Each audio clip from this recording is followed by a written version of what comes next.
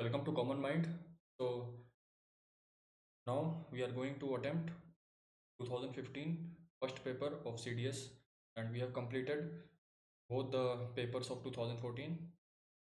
By now you might have a fair idea of types of questions from each topic, that is arithmetic, algebra, trigonometry, statistics, etc. So now we will solve the 2015 paper, and now we will have one more enhanced look on the type of topics और the types of questions which are. तो अभी तक आपको सब पता चल ही गया है, मैक्सिमम मार्क्स हमारे 100 होते हैं। सीरीज हमारे पास जो भी हम अभी सॉल्व कर रहे हैं वो सारी की सारी सीरीज ए है, and the time allotted is 2 hours. Let us begin. First question says that what is the remainder. देखिए रिमाइंडर थ्योरम का क्वेश्चन आ गया है। अगर इसको ध्यान से देखें तो 4 की पावर 96 है।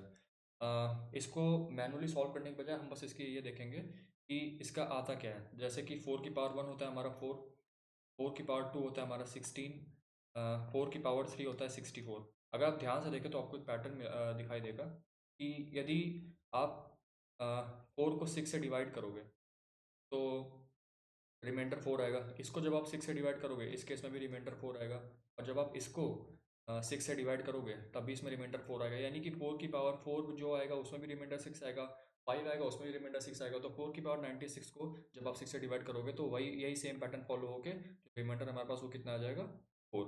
ठीक है, नेक्स्ट वाले पे आता है। अभी वाला क्वेश्चन आसान है। 2 को इधर लाएंगे तो 37/13 माइनस 2 आएगा 11/13। 11/13 is equal to this term. ठीक है, 11/13 is equal to this. Now अब इसका रेसिप्रोकल कर दूं मैं तो इसको मैं लिख सकता हूँ 1/13/11। अब इस 13/11 को इससे अगर कंपेयर करें जो कि इसी के बराबर है ना, तो 13/11 जो है वो मेरा इसके बराबर हो जाएगा, ये वाला जो टर्म हो जाएगा। अब देखिए अब यहाँ पे 1 आ रहा है तो मैं इस 13, मतलब कहने का मतलब है कि ये जो रेड वाला है, ये रेड वाला किसके बराबर है, 13/11 के। मुझे इसको ये ऐसे ब्रेक करना है इसको जिससे कि ये +1 के फॉर्म में आ जाए। +1 के कैसे आएगा, 13 को मैं लिख सकता हूँ कैसे, 11 + 1/11, और ये कैसे में आ जाएगा 1 + 1 आ जाएगा। तो अगर मैं 1 + 1/11 को इससे कंपेयर करूँ, अब अगर मैं ये ना ये जो टर्म लिखा हुआ है ये वाला, ये बेसिकली रेड वाला है। अगर मैं इससे कंपेयर करूँ तो x की वैल्यू यहाँ से 1 आ गई मेरी, x की वैल्यू मेरी यहाँ से 1 आ गई, और ये वाला जो टर्म बचा है ये वाला, ये बेसिकली ये हो जाएगा। यानी कि y + 1/z की वैल्यू क्या हो जाएगी यहाँ से, ये 1/y + 1/z है, और ये 1/11। y + 1/z जो डिनोमिनेटर है वो इसके कंपेरेबल होगा, इसकी वैल्यू यहाँ से 11 आ जाएगी। ठीक है, अब इसको सॉल्व करते हैं। फिर से यहाँ पे देखिए हमको +1 के फॉर्म में गिवन है, सॉरी सॉरी 11 + 2 होगा। हाँ, 11 + 2 तो यहाँ पे हो जाएगा आपका 2/11। ठीक है, अब देखिएगा ध्यान से, 1 तो मेरा x तो 1 हो गया। अब जो ये बचा 2/11 है, इस 2/11 को मैं 1/11/2 लिख सकता हूँ, 1/11/2 लिख सकता हूँ। ठीक है, अभी फिर 1 में आ गया, और यहाँ पे भी ये 1 तो 11/2 की वैल्यू y + 1/z हो गई। 2 की 2 की वैल्यू जो है वो y + 1/z हो गई। अभी फर्दर आपको इसके टर्म्स में दिया हुआ है +1 के टर्म्स में, तो मैं इसको क्या क्या लिख सकता हूँ, 10 + 1 is equal to y + 1/z। यहाँ से 2 ये अगर इसको हटाएंगे तो बचेगा 5 + 1/2 is equal to y + 1/z। यहाँ से जब आप कंपेयर करेंगे तो फाइनली जो आपको z की वैल्यू मिल जाएगी ना, फाइनली जो आपको z की वैल्यू मिल जाएगी, तो यहाँ से z की वैल्यू क्या आ रही है, y की वैल्यू यहाँ से 5 आ गई, और z की वैल्यू आपकी कितनी आ जाएगी, 2। ठीक है, मेरे पास जो हमसे क्वेश्चन पूछा हुआ है कि z की वैल्यू कितनी है, तो हमारा 2 हो जाएगा।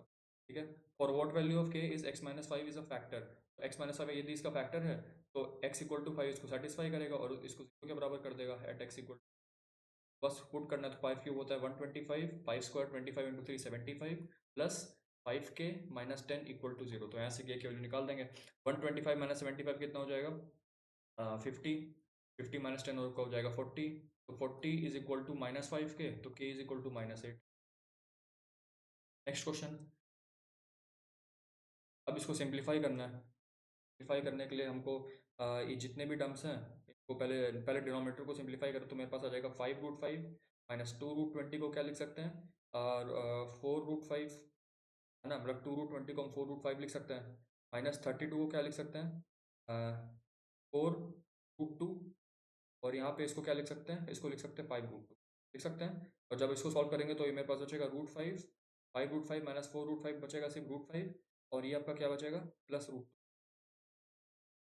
ये तो बचेगा, ठीक है।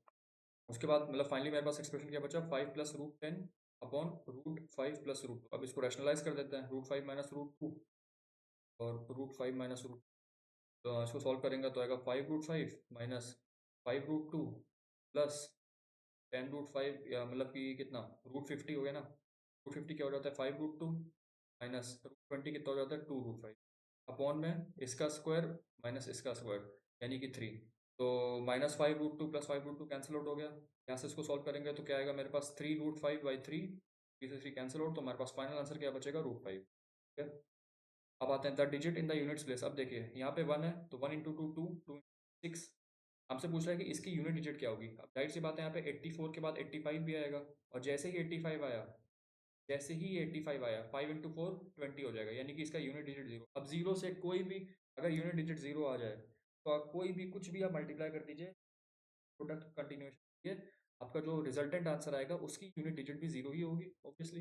अरे जब आप 81 इंटू करेंगे तो 2 आएगा यूनिट, फिर 2 इंटू 3 6 आएगा, 6 इंटू 4 24, और 24 इंटू 5, तो यूनिट डिजिट तो हमेशा इस केस में यूनिट डिजिट यहाँ पे 0 आ जाएगी। तो जब आप इसको एक्शन करेंगे तो फर्दर भी आगे 0 जाएगी। तो इसका नेक्स्ट क्वेश्चन पे आते हैं, the square root of this term. अब इसको सॉल्व करते हैं, देखते हैं इसका आंसर क्या आता है। पहली बात तो ये आपको हो जाएगा 0.75 का whole cube on 0.25 plus 0.75 plus, तो सॉल्व करेंगे तो कितना आएगा 1.75 प्लस 0.7 का होल स्क्वायर क्या आ जाएगा, ठीक है।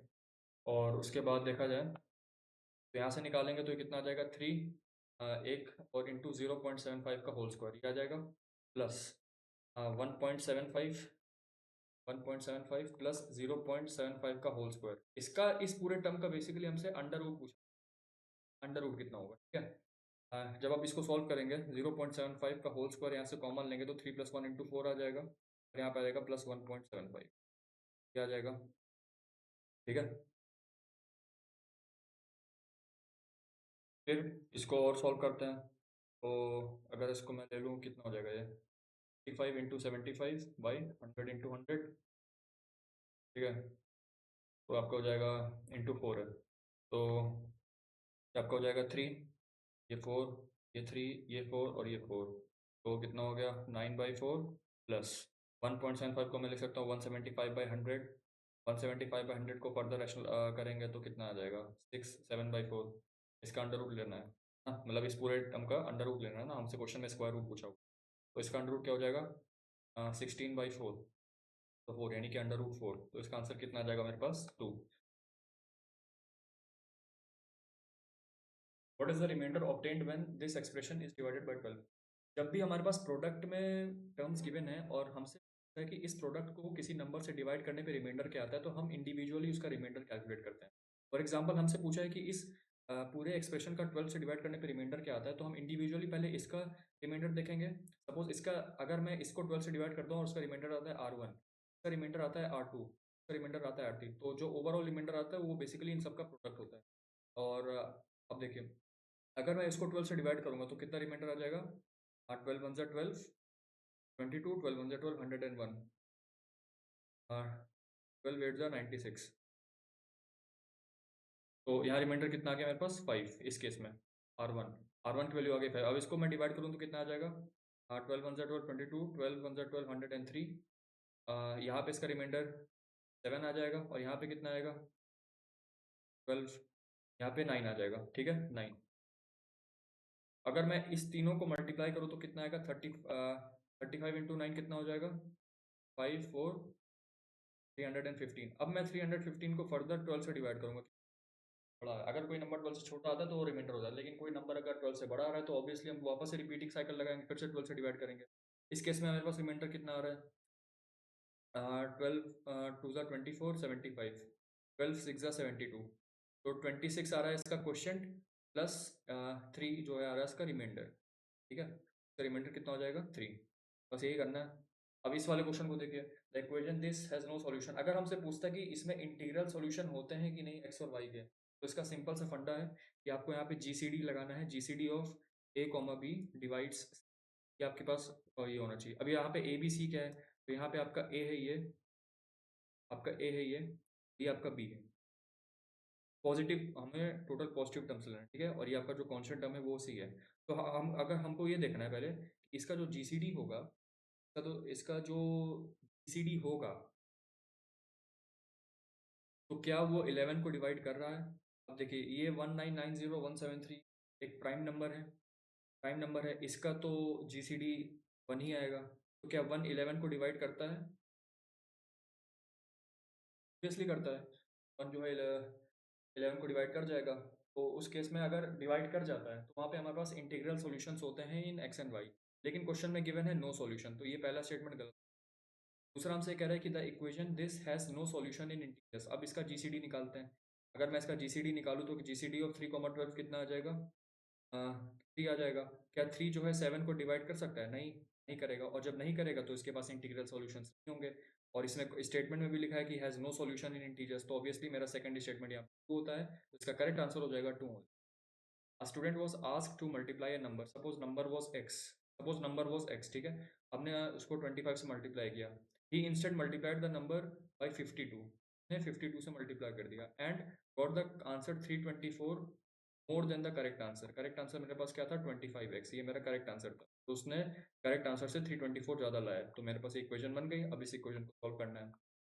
25x को इधर लाएंगे तो 27x हो जाएगा, इज इक्वल टू 324। x की वैल्यू कितनी हो जाएगी? 154 2। तो x की वैल्यू यहाँ पे मेरे पास कितनी हो गई? जो मेरे पास जो करेक्ट नंबर था, या जो करेक्ट नंबर से मल्टीप्लाई करना था, वो क्या था? 12। ठीक है, नेक्स्ट क्वेश्चन पे आते हैं। What is the number of possible pairs of POQ if the number, अगर 3 और 5 दोनों से डिविजिबल है, तो जो लास्ट टर्म है मेरा, अगर उसको 5 से डिविजिबल होना है तो या तो वो जीरो होगा, या तो वो जीरो होगा, या तो वो 5 होगा। पहला केस मैं लेता हूँ, case A, when q is equal to zero. जब q जीरो हो जाएगा मेरे पास, तो हम सम डिजिट निकालते हैं ताकि हम 3 से भी डिविजिबिलिटी चेक कर पाएँ। 5 + 3 8 + 7 15 + 2 17 + 5 22। ठीक है, 22 plus p, 22 plus p plus zero, because q is equal to zero. अब मुझे ये देखना है which is equal to 22 plus p. अब मुझे ये देखना है कि इसमें मैं पी की वैल्यू ऐसी क्या क्या रख दूँ जिससे कि 3 से डिविजिबल हो जाए। मैं यहाँ पे पी को क्या क्या रख सकता हूँ? तो मैं पी को यहाँ पे रख दूंगा 2, जिससे कि ऐसा हम 24 हो जाएगा, 3 से डिविजिबल हो जाएगा। पी को मैं रख सकता हूँ 5, जिससे कि 27 हो जाएगा, 3 से डिविजिबल हो जाएगा। पी को मैं रख सकता हूँ 7, पी को मैं रख सकता हूँ 9। ये चार केस तब जब क्यू की वैल्यू जीरो है, राइट। अब मैं यहाँ पे क्यू की वैल्यू को 5 भी रख सकता हूँ, की वैल्यू को मैं 5 रख देता हूँ, और जैसे मैंने यहाँ पे 5 रखा, तो यहाँ पे जीरो की जगह 5 आ जाएगा, और यहाँ पे 27 आ जाएगा। ठीक है, 27। अब यहाँ पे क्या हो सकता है? अब मैं p को यहाँ पे 0 रख दूंगा, तो 27 इसका सम आएगा, 3 से डिविजिबल है। अब मैं यहाँ पे p को 3 रख देता हूँ, तो 30 हो जाएगा, फिर भी डिविजिबल है। अब मैं यहाँ पे p को क्या रख सकता हूँ? 0 3 हो गया, और मैं 6 रख दूंगा तो 33, उससे भी डिविजिबल है ना। और यहाँ पे यदि मैं p को 9 रख दूँ तब भी। अच्छा, एक बात और, यहाँ पे थोड़ी मिस्टेक हो गई। यहाँ पे बेसिकली 8 जब रखेंगे तब होगा ना, सॉरी, p इक्वल टू 9 नहीं होगा। जब p को हम 8 रखेंगे, जब ये 0 था, तो 22 + 8 30 होगा, तो 30 से डिविजिबल है, तो यहाँ पे सिर्फ 8 हो जाएगा, और बाकी तो हमारे पास फिर 2 डिजिट नंबर आ जाएगी। तो यहाँ पे मेरा q इज इक्वल टू 0 के लिए ये 3 केस बन रहा है, और q इज इक्वल टू 5 के लिए ये 4 केस बन रहा है। तो टोटल हमारे पास ऐसे कितने पेयर्स आ जाएंगे? टोटल हमारे पास ऐसे 7 पेयर्स आ जाएंगे। एक ये वाला 0,2, या फिर हम 2,0 5,0 8,0 0,5 3,5 6,5 एंड 9। हमारे पास टोटल ये इतने पेयर्स बन रहे हैं इसके लिए, ठीक है। तो मेरे पास जो करेक्ट आंसर हो जाएगा वो 7 हो जाएगा इसका। The difference between the squares of two consecutive odd integers, consecutive odd integer is always divisible by. Odd integer को ले लें, अगर मैं 3 स्क्वायर माइनस 1 स्क्वायर करूँगा तो कितना आ जाएगा? 8 आ जाएगा। 5 स्क्वायर माइनस 3 स्क्वायर करूँगा तो ये कितना आ जाएगा? 25 माइनस 3 स्क्वायर विच इज 60।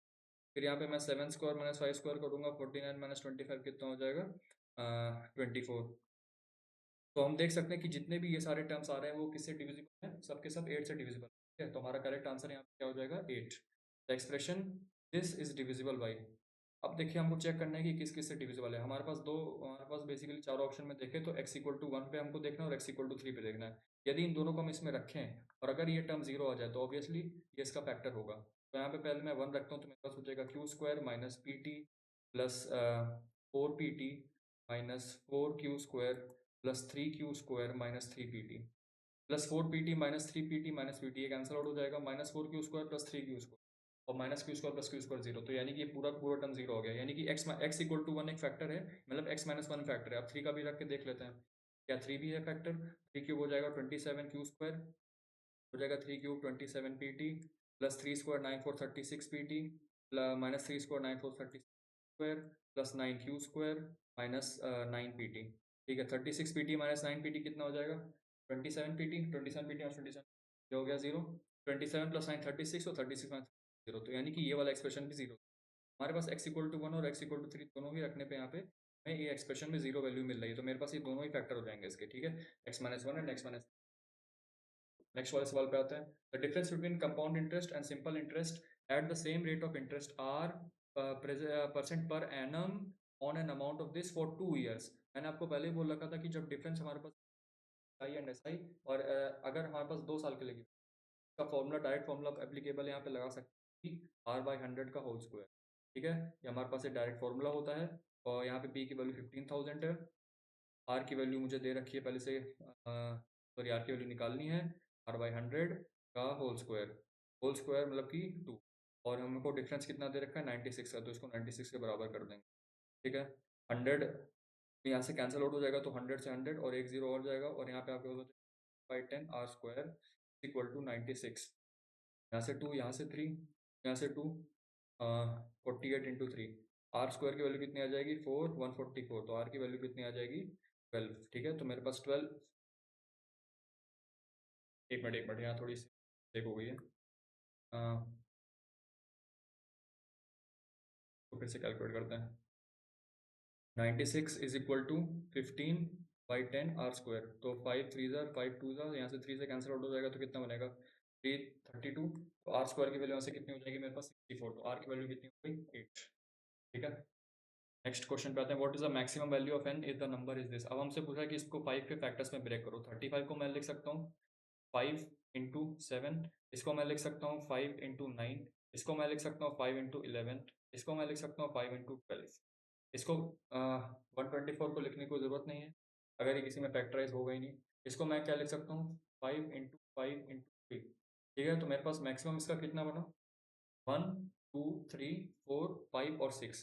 ठीक है, तो टोटल यहाँ पे 5 की पावर 6 में जो और multiplied by something is equal to this value. तो 5 की पावर 6 यानी कि मैक्सिमम जो वैल्यू होगी वो m की कितनी हो जाएगी 6। ठीक है, a milkman claims to sell milk at its cost price only but he is making a profit of 20% since he has mixed amount of water in the milk. अब देखिए प्रॉफिट करने के दो तरीके होते हैं, या तो आप सेलिंग प्राइस को कॉस्ट प्राइस से ज़्यादा रखिए फॉर द सेम क्वांटिटी, नहीं तो अगर अगर आपको सेलिंग प्राइस सेम रखनी है तो आप उस क्वांटिटी को ही कम कर दो, या जो भी आप कमोडिटी रहे हो उसकी क्वांटिटी आप कम कर दो। फॉर एग्जांपल आप 1 लीटर दूध को आप लाते हैं फॉर 50 रुपीज़, तो आप इसको बेचते हैं, आप you will sell at 50 rupees only. सामने वाले को लगेगा कि में जो बेसिकली क्वांटिटी कम कर आपके पास एक प्रॉफिट हो गया। ठीक है, तो हमारे पास ये दो तरह के प्रॉफिट होते हैं। हमसे क्वेश्चन ये पूछ रहा है कि what is the percentage of milk in the milk. Suppose वो जो मिल्कमैन था उसने क्या किया, उसने 1 लीटर दूध खरीदा। हम यहाँ पे 1 लीटर दूध खरीदा, 1 लीटर मिल्क है ना, और उसकी जो कॉस्ट प्राइस थी जहाँ से उसने खरीदा वो सपोज x रुपीज़ थी 1 लीटर, ये जो है इसकी कॉस्ट प्राइस है। ठीक है, अब वो क्लेम करता है, ठीक है, वो क्लेम करता है कि वो जो दूध बेच रहा है जो उसकी सेलिंग प्राइस है वो भी x रुपीज़ है, वो क्लेम कर रहा है। ठीक है, he is claiming that he is selling the milk at the same price only, लेकिन उसमें he has mixed some amount of water. तो हम यहाँ पे बोलते हैं सपोज उसने 1 लीटर उसने खरीदा, उसकी कॉस्ट प्राइस थी x रुपीज़ जो कि उसकी सेलिंग प्राइस भी है उसके हिसाब से, और यहाँ पे उसने थोड़ा सा m लीटर वाटर मिला दिया, और ना m लीटर वाटर मिला दिया, तो मेरे पास टोटल मिक्सचर कितने का बना 1 + m लीटर का मेरे पास मिक्सचर बन गया। अब उस मिक्सचर को अब देखिए, अगर वो दूध बेचेगा तो वो 1 लीटर दूध बेचेगा, लेकिन सपोज वो मिक्सचर में बेच रहा है ना। अब जो सामने वाला आदमी है उसको तो इसको ये तो नहीं पता कि इसमें पानी मिला है कि नहीं मिला। अब वो अगर वो पानी मिलाएगा तो मिक्सचर का वॉल्यूम तो बढ़ जाएगा, और उस मिक्सचर का वॉल्यूम का अभी भी कॉस्ट ₹X ही है। लेकिन मिल्कमैन तो बोलेगा कि मैं तुम्हें 1 लीटर ही दूंगा। ऑब्वियसली वो 1 लीटर मिक्सचर देगा, क्योंकि उसने 1 लीटर दूध खरीदा तो 1 लीटर ना देगा। अब कस्टमर को नहीं पता कि इसमें पानी मिला हुआ है, तो 1 लीटर मिक्सचर ही देगा वो। X/1 + M ये इसका कॉस्ट प्राइस हो जाएगा। वो क्लेम करता है कि मैं इसको उतने पे ही बेच रहा हूँ, लेकिन जो उसकी एक्चुअल कॉस्ट है वो इतनी है। बेच तो वो इतने पे रहा है, लेकिन उसकी एक्चुअल कॉस्ट ही इतनी है। तो प्रॉफिट बेसिकली 20% का कमा रहा है। करना है तो जितने पे वो बेच रहा है उसमें से हम ये वाली वैल्यू सब्ट्रैक्ट कर देंगे ऑन एक्स इंटू 100। इसका जो प्रॉफिट परसेंटेज निकल के आ रहा है वो कितना आ रहा है? 20। ठीक है, तो यहाँ से अगर मैं देखूँ तो कितना हो जाएगा? XM/X = 1/5।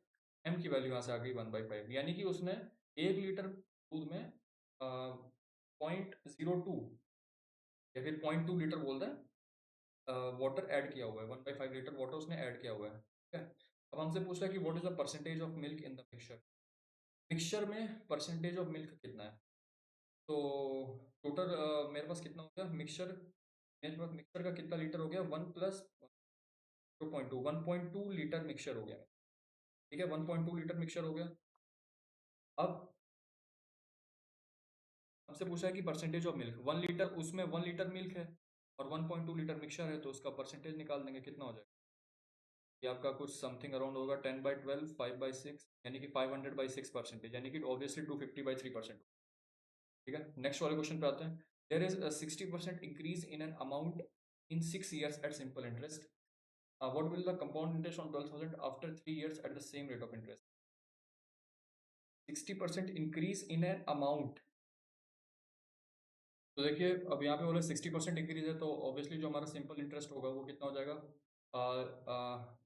अब जो अमाउंट था हमारे पास, सपोज जो प्रिंसिपल वैल्यू थी वो पी थी, तो 60% इंक्रीज हो गया, तो एस आई की जो वैल्यू हो basically 60% of 60% of p, and that is equal to, ये हमारा एस आई है तो एस आई का फॉर्मूला क्या होता है? P multiplied by rate into time. Time कितना था? 6 years अपॉन 100, ये होता है।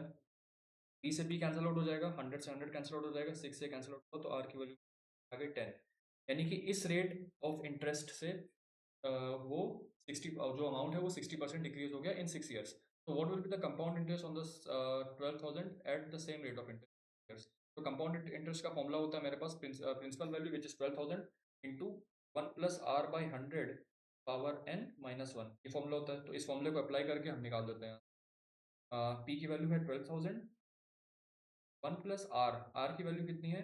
तो हमारे पास सेम रेट ऑफ इंटरेस्ट आता है बेसिकली 10%, तो 10/100 यानी कि 1/10, तो 1/10 होल पावर एन। एन कितना है? 3 years, 3 - 1। इसको जब आप सॉल्व करेंगे तो ये कितना आ जाएगा? 11/10 का होल क्यूब, 11 क्यूब होता है 1331 माइनस 1000, कितना हो जाएगा? 331, 331/1000। तो यहाँ से ही कटा, तो 331 × 12 कर लेते हैं इसको मल्टीप्लाई। यहाँ पे कितना हो जाएगा? 266,133,3972। मेरा आंसर कितना आ जाएगा इसका? 3972। 16 liters of a mixture contains milk and water in the ratio 5:3, यानी कि हम x ले लें तो 5x प्लस 3x की वैल्यू 16 आ जाएगी, x की वैल्यू 2 आ जाएगी। इसमें जो मिल्क है वो 10 लीटर है और जो वाटर है वो मेरे पास 6 लीटर है। 4 liters of milk is added to this, मैंने ऐड किया तो टोटल 14 लीटर हो गया। 14 लीटर मिल्क और 6 लीटर वाटर हो गया। The ratio of the milk to water in the new mixture, बस ये हमारे पास दो है, तो कर लीजिए 7:3 आ गया इसका। ठीक है, नेक्स्ट वाले सवाल पे आता है। A person could save 10% of his income, but 2 years later, when increased by 20%, he could save the same amount only as before. By how much percentage has his expenditure increased? Suppose उसकी income है 100 rupees, ठीक है, 100 rupees उसकी उसकी income है, but a person could save 10% of his income. अगर उसने 10% save, यानी कि उसने 10 रुपये सेव किया, बाकी 90 रुपये उसने खर्च कर दिया। But 2 years later when his income increase by 20%, यानी कि 2 साल बाद उसकी इनकम कितनी हो गई? 120 रुपये। He could save the same amount only as before, यानी कि पहले भी 10 रुपये सेव करता था और अब भी वो 10 रुपये ही सेव कर पा रहा है, यानी कि बाकी 110 रुपये खर्च कर दिया, यानी कि उसका उसका एक्सपेंडिचर बढ़ गया। और हमसे वही पूछा कि भाई how much percentage has is expenditure increased. पहले एक्सपेंडिचर ये था, अब एक्सपेंडिचर ये हो गया। परसेंटेज इंक्रीज निकालना तो क्या करेंगे? 110 - 90 और 90 × 100, ये कितना हो जाएगा 20/90 यानी कि 2/9 into 100 which is equal to 22 2/9% है ना। 200/9 हो जाएगा ये, और 200/9 को जब आप कैलकुलेट करोगे तो आपके पास यही आने वाला है। ठीक है, नेक्स्ट क्वेश्चन पे आता है। By how much time would the simple interest on a principal amount be 0.125 times the principal 10%?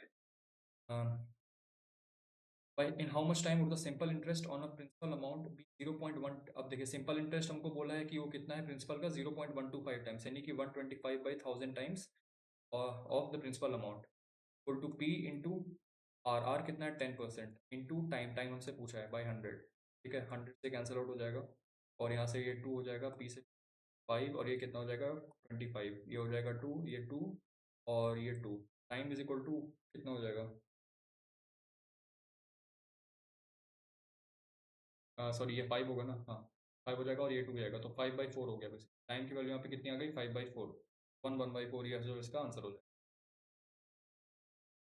A man rows downstream 32 kilometer and 14 kilometer upstream and what is the speed of the current? हमसे speed of the current पूछा है, हम suppose speed of the current को क्या मान लेते हैं x, है ना, हमने उसको माना x।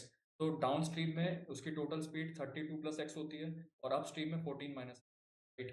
और हमसे पूछा कि he takes 6 hours to cover each distance, यानी कि डाउनस्ट्रीम में भी उसको 6 आवर्स लगे और अपस्ट्रीम में 6 आवर्स लगे। तो डाउनस्ट्रीम की बात करें, टाइम होता है वो डिस्टेंस, स्पीड होता है डिस्टेंस। मेरे पास डिस्टेंस तो सेम ही रहेगी दोनों की, डी सपोज हम उसको डी मान लेते हैं तो डी अपॉन 32 प्लस एक्स, ये किसके लिए हो गया डाउन स्ट्रीम, उसके लिए उसको कितना टाइम लगा 6 आवर्स। ठीक है, और अप स्ट्रीम में जाने के लिए भी उसको सेम ही डिस्टेंस चलना है, वो डी होगा।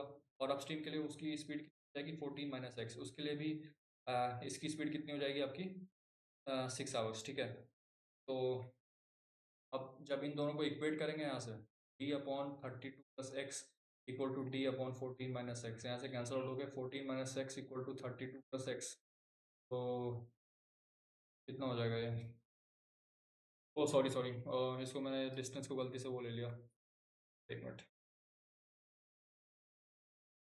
इसमें इसमें इस तरह से कर सकते हैं कि 32 किलोमीटर वो डाउन स्ट्रीम चला, सपोज जो मैन की स्पीड थी एक्स और जो स्पीड ऑफ द करंट है वो ए, तो डाउन स्ट्रीम जाने के लिए उसको 6 घंटे लगे, 6 इक्वल टू 32/x+a, और अप स्ट्रीम जाने के लिए उसको भी 6 घंटे लगे, लेकिन अप स्ट्रीम में उसे 14 किलोमीटर, यहाँ पे हो जाएगी x-a। तो कितना हो जाएगा ये, अब जब दोनों को इक्वेट करेंगे तो 32/x+a इक्वल टू 14/x-a। ठीक है, तो कैलकुलेट करेंगे तो कितना आ जाएगा 32x minus 32a equal to 14x-14 है। 32x-14x कितना हो जाएगा यहाँ से 18x इक्वल टू माइनस 32, या फिर इसको ऐसे ना करके हम ऐसे भी कर सकते हैं कि यहाँ पे क्या हो जाएगा 6x plus 6a equal to 32 और यहाँ पे हो जाएगा 6x minus 6a equal to 14, है ना, यहाँ से और यहाँ से जब इसको हम सब्ट्रैक्ट करेंगे यहाँ से तो मेरे पास आ जाएगा 12a इज इक्वल टू,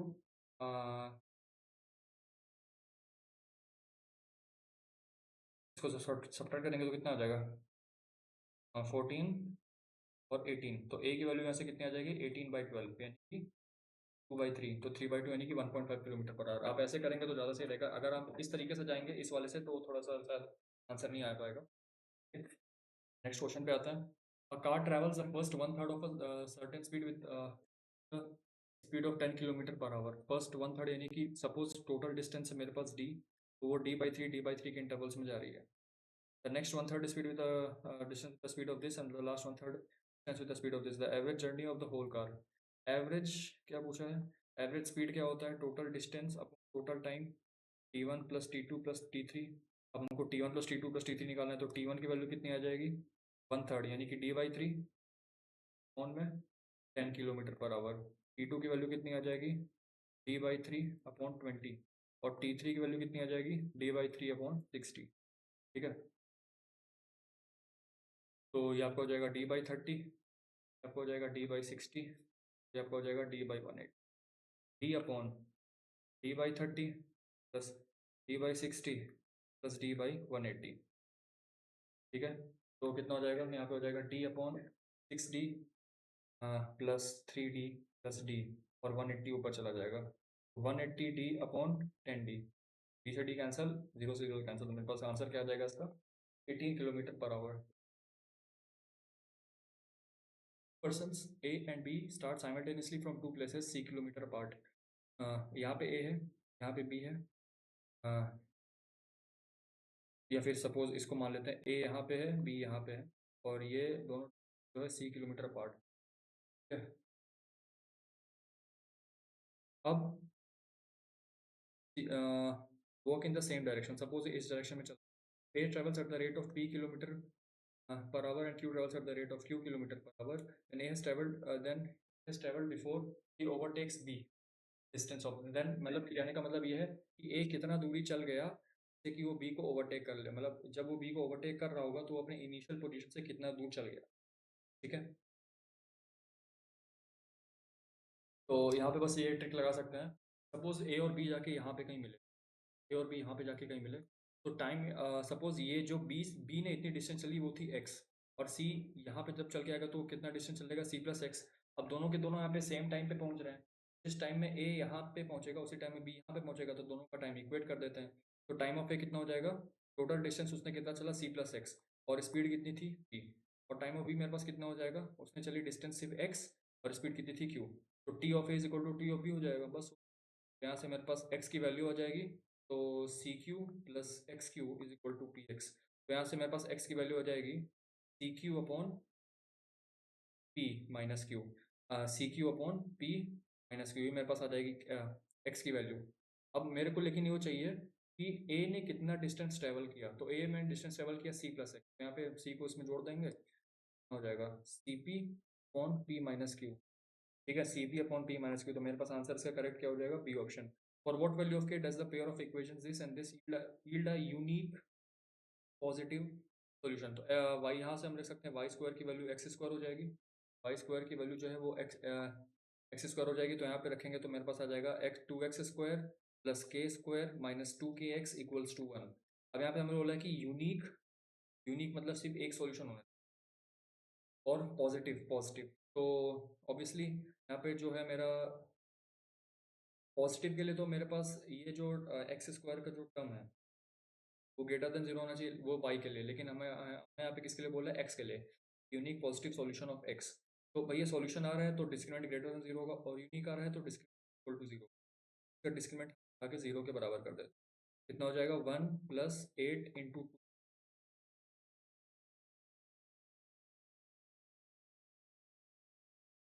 तो इधर लाते हैं ना, इसका हो जाएगा 2x² minus 2kx plus k square minus 1 equal to, अब यहाँ पे हम d is equal to zero करते हैं, डी यानी कि डिस्क्रिमिनेंट, तो यहाँ पे कितना हो जाएगा 4k² minus 8 × k² minus 1 equal to zero, तो कितना हो जाएगा 4k² minus 8k² plus 8 equal to zero, तो यहाँ से आपके पास हो जाएगा क्या, 4k² की वैल्यू 8 है, तो k की वैल्यू यहाँ से आपके पास हो जाएगा प्लस माइनस रूट, अब हमको देखना है कि √2 और -√2 में कौन सा सॉल्यूशन जो है पॉजिटिव सॉल्यूशन देगा, तो एक बार k को √2 रख के देखते हैं यहाँ पे। हाँ, जब हम k को √2 रख के देखेंगे इस वाली इक्वेशन में, मेरे पास इक्वेशन क्या बन जाएगी, 2x² minus 2√2x plus 2 + 1 equal to zero, तो जब आप इसको देखेंगे ध्यान से, ये जो मेरे पास टर्म लिखा है 2x² minus 2√2x plus 1 equal to zero, ये बेसिकली √2x माइनस 1 का होल स्क्वायर लिखा है, तो यहाँ से है ना, मतलब 2x² प्लस 1 माइनस 2√2x, तो यहाँ से हमको देख रहा है कि यहाँ से जब हम x को, जब हम k को √2 रख रहे हैं पॉजिटिव वाला, तो यहाँ पे हमको x का एक पॉजिटिव सॉल्यूशन मिला, और जैसे ही हम यहाँ पे k को -√2 रखेंगे तो यहाँ पे मेरे पास बनेगा √2x प्लस 1 का होल स्क्वायर, तो वहाँ पे x की वैल्यू नेगेटिव आ जाएगी, मेरा जो करेक्ट आंसर है वो पॉजिटिव √2 के लिए आ रहा है। अब देखिए ये वाला जो क्वेश्चन है टाइम एंड क्लॉक का, ये ऐसा क्वेश्चन है जो कि आपको छोड़ना पड़ता है, यहाँ पे आपके पेपर में ऐसे क्वेश्चन होते हैं जो कि रिजेक्शन होते हैं, उसको छोड़ना ही पड़ता है, आप किसी भी हालत में इसको सॉल्व करने मत बैठिएगा, ये आपका बहुत सारा हो जाएगा, फिर भी आपका करेक्ट आंसर नहीं आएगा। ठीक है, इस क्वेश्चन को रफ में हम करते हैं, ये क्वेश्चन थोड़ा सा लेंदी है और ये थोड़ा सा सोचने वाला है। ज़्यादा टाइम जाएगा, तो इसको आपको पेपर में इन टाइप के क्वेश्चंस को अटेम्प्ट नहीं करना है। तो देखिए, हमसे क्वेश्चन में ये कह रहा था कि a person goes to a market between 4 PM and 5 PM। ये क्लॉक है मेरे पास, ठीक है, ये 12 है, ये 1 है, ये 2 है, ये 3 है, ये 4 है, ये 5 है, ये 6 है। और हमसे क्वेश्चन में ये कह रहा है कि एक पर्सन है, वो मार्केट गया between 4 and 5, between 4 and 5 market गया। When he comes back, he finds that the hour and minute and have interchanged their position. For how much time approximately was he out of his house? ठीक है, तो यहाँ पे देखिए, पहली बात हमको ये गेस करना है, एक रफ एस्टिमेट लगाना है। अच्छा, पहली बात ये हम करते हैं कि सपोज वो गया at time this 4 hours x minutes पे वो अपने घर से बाहर निकला, राइट? इतना समझ में आया? अब ये गेस करिए कि वो जो है, अब इस बात को समझने की कोशिश करिए कि वो आदमी जो है वो हमेशा 4:20 के बाद ही निकला होगा। जब भी निकला होगा वो हमेशा 4:20 या फिर 4:25 के आसपास निकला होगा। वो 4:20 से पहले निकल नहीं सकता। क्यों नहीं निकल सकता? 4:20 से पहले यदि निकला, तो जो हमारी, सपोज वो 4:15 पे निकला, तो जो हमारी मिनट हैंड है वो, अब हमसे क्वेश्चन में ये बोल रहा है कि आवर एंड और मिनट हैंड इंटरचेंज हो गई। यानी कि अब आवर एंड जो है वो 3 पे चली जाएगी, जब वो वापस आया, आवर एंड 3 पे चली जाएगी और मिनट हैंड यहाँ पे कहीं होगी, 4 के आसपास। तो क्या ऐसा पॉसिबल है? सपोज मैं एक एग्जांपल देता हूँ आपको कि वो निकला 4:15 पे, मिनट हैंड उस समय 3 पे है। अब वो वापस आया तो उसने देखा कि जो मिनट हैंड है जो आवर एंड पे बदल गई और आवर एंड जो है मिनट हैंड पे, और यानी कि आवर एंड जो है मेरी अब वो 3 पे आ गई। तो क्या ये पॉसिबल है? पॉसिबल ही नहीं है। या तो भाई इसके दो केसेस बनते हैं, या तो वो पूरे 12 घंटे घर के बाहर रहा, जो कि प्रैक्टिकली पॉसिबल है, रह सकता है, लेकिन क्वेश्चन में ऐसा ये दिया नहीं है कि ऐसा है। और दूसरा कि ये कि वो टाइम मशीन ही पीछे, मतलब एक टाइम मशीन है और वो पीछे चला गया, है ना? तो ऐसा तो है नहीं कि वो जिस टाइम पे निकला वापस आके देख रहा है कि ये क्या है, मैं तो पहले ही आ गया। तो ऐसा पॉसिबल नहीं है। हाँ, और ऐसा भी नहीं कि वो 10 घंटे बाहर रहेगा ताकि घड़ी पूरा एक चक्कर लगा के सीन पे।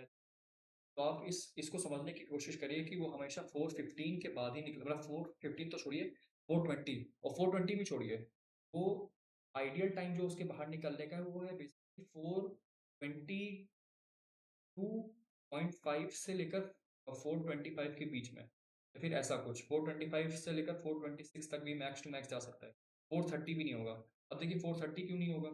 4:30 वो इसलिए नहीं हो सकता क्योंकि इस समय जो घड़ी है उसकी जो मिनट हैंड है वो 6 पे है। अब वो वापस जो है, मतलब हो सकता है, बिल्कुल हो सकता है, लेकिन हमारे क्वेश्चन में जो ऑप्शंस हमें गिवन है, उसमें गिवन है कि 55.25 मिनट्स, 55.30 मिनट्स, 55.34 मिनट्स और 55.38 मिनट्स। ये 4 ऑप्शन हमारे क्वेश्चन में गिवन है, कि मतलब कहने का मतलब है कि इतने मिनट में वो वापस आया अपने घर पे, इतने मिनट में वो अपने घर पे वापस आया, ठीक है? अब यहाँ पे हम देख के लगा सकते हैं कि 55 मिनट उसको लग रहा है जाने में, 55 मिनट उसको मार्केट में जाने में लग रहा है। तो हम यहाँ पे ये कंक्लूड करते हैं कि 4:30 भी नहीं होगा। 4:30 क्यों? क्योंकि जो मिनट हैंड है वो इस समय 6 पे है। अब वो वापस मार्केट से आए तो वो देखता है कि आवर एंड मेरी 6 पे पहुंच गई, यानी कि 1.5 घंटे से ज़्यादा हो गया। अब यहाँ पे 1.5 घंटा तो है नहीं, कहीं यहाँ पे हमको 1 घंटे के अंदर बोल रहा है। तो ना तो मेरा 4:20 टाइमिंग पे होगा, ना तो मेरा 4:30 होगा। वो बिटवीन 4:20 टू 4:30 के बीच में कभी निकला होगा, राइट? सपोज हमने माना कि 4 hours x मिनट्स पे वो अपने घर से निकला। अब देखते हैं कि अब मैं रेफरेंस मानता हूँ 12 को, ठीक है? 12 को मैंने रेफरेंस माना, ठीक है? अब जब 4:x पे निकला, तो जो हमारी मिनट हैंड होती है, जो हमारी मिनट हैंड होती है, वो 60 मिनट्स के अंदर में 360 डिग्री कवर करती है। 1 मिनट के अंदर कितना करेगी? 6 डिग्री। तो x मिनट के अंदर कितना कर लेगी? फॉर रेफरेंस अगर हम इसको माने, तो इसके हिसाब से ये 6x डिग्री कवर कर लेगी, राइट? और आवर एंड कितनी करेक्ट करेगी? आवर एंड जो है वो बेसिकली 12 आवर्स में वो आ, जो 360 डिग्री कवर करती है, तो 1 आवर में कितना करेगी? 30 डिग्री। और 1 आवर में टोटल 60 मिनट्स होते हैं, 60 मिनट्स में 30 डिग्री कवर करेगी, तो 1 मिनट में कितना करेगी? 0.5 डिग्री, ठीक है? तो 4, अब देखिए 4 घंटे समथिंग मिनट में आवर एंड की पोजीशन कितनी होगी इसके रिस्पेक्ट में, कितनी हो जाएगी? अब यहाँ पे 4 है, तो 4 मतलब कितना? 30, 60, 90, 120, 120 प्लस अब ये जो एक्स मिनट है उसके आगे, उसके कारण भी तो आगे कुछ खिसकी होगी, कितनी किसकी होगी?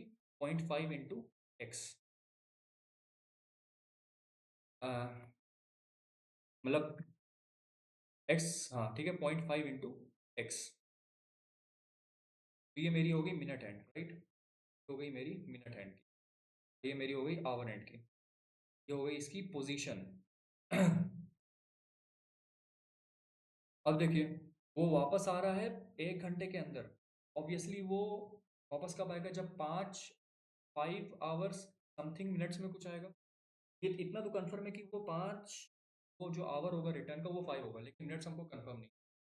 उसने ये देखा, अब वो पोजीशन इंटरचेंज हो गई है, यानी कि अब देखो आवर एंड की पोजीशन मेरे पास कितनी है? 5:1, यानी कि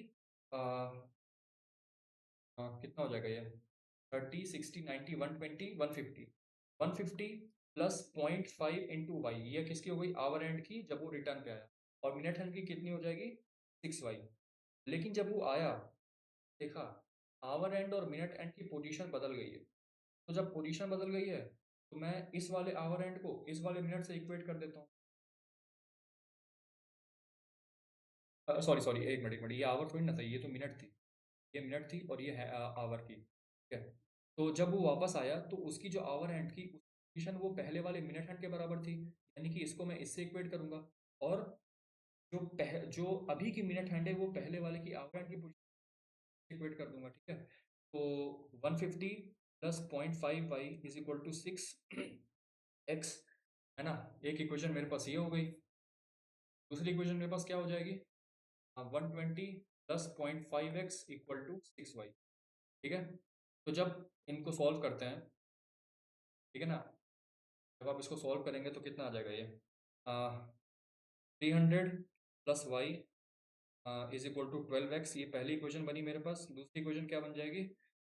240 plus x equal to 12y, ये मेरे पास दूसरी इक्वेशन बन जाएगी। तो हमें इन दोनों को सॉल्व करना है, सॉल्व कर लेते हैं। कितना आ जाएगा?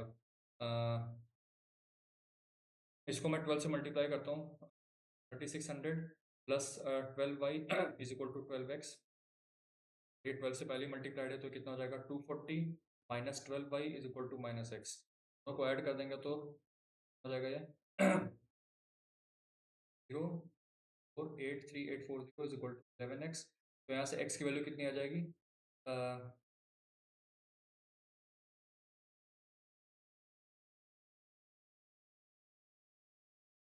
सॉरी सॉरी, ये 12 थोड़ी ना हो गई, 143 हो जाएगा ना।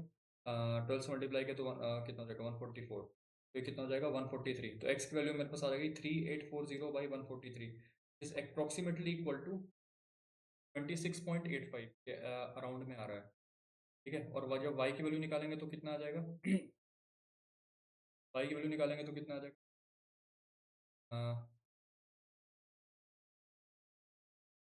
तो कुछ अराउंड में आपके आएगा 3180 अप्रोक्सीमेटली इक्वल टू 22.23। कहने का ये मतलब है कि जो हमारे पास x की वैल्यू आई, यानी कि वो 4:x मिनट में निकला था, यानी कि वो कब निकला था? 4:6 मिनट्स। अब 0.85 सेकेंड्स को यदि मैं 60 से मल्टीप्लाई कर दूँ, वो मेरे पास सेकेंड्स में आंसर आ जाएगा, ठीक है? 426 और 0.85 को 60 से मल्टीप्लाई करो, कितना आ जाएगा वो? 51। तो 4:26:51 पे वो बाहर निकला और 22.23, और 5:y पे वापस आया। 5:22:23। अब मैं 0.223 को 60 से मल्टीप्लाई करूँ, कितना आ जाएगा वो? 13.8, यानी कि ऑलमोस्ट 13 सेकेंड्स। तो यानी कि वो इतने ड्यूरेशन के लिए, सॉरी 14 लिख देता, इतने ड्यूरेशन के लिए वो बाहर था। टोटल मेरे पास कितना लगा? अब इसको जब हम इन दोनों का डिफरेंस कैलकुलेट करेंगे तो मेरे पास कितना आ जाएगा? टोटल 55 मिनट्स आएगा, है ना? मतलब कि 4:26 तो, और ये 5:26, 4:26 से 5:26 1 घंटा होता है, ठीक है? तो वो पहले आ गया, ठीक है? तो 55 मिनट, और फिर 21, कितना हो जाएगा? 21:51, 5:21:51 तक 55 मिनट हो गया। उसके बाद 9 सेकेंड इधर का और इधर का 14, तो 14 और 9 कितना हो जाएगा? 23। 55 मिनट्स और 23 सेकेंड्स के लिए वो बाहर रहा। अब वापस से मैं इसको मिनट्स में कन्वर्ट कर देता हूँ, तो 55.23 डिवाइड बाई 60 कितना हो जाएगा? 3/60 आपका हो जाएगा 0.38। तो 0.38 यानी कि 55.38 मिनट्स के लिए वो अपने घर से बाहर रहा। ठीक है, ये देखिए इतनी ज़्यादा आपको इसमें कैलकुलेशन करनी पड़ी, इतना ज़्यादा आपको यहाँ पे सोचना पड़ा। तो इसको करने की बजाय आपको इस क्वेश्चन को छोड़ देना चाहिए, इसमें ज़्यादा आपको टाइम नहीं देना।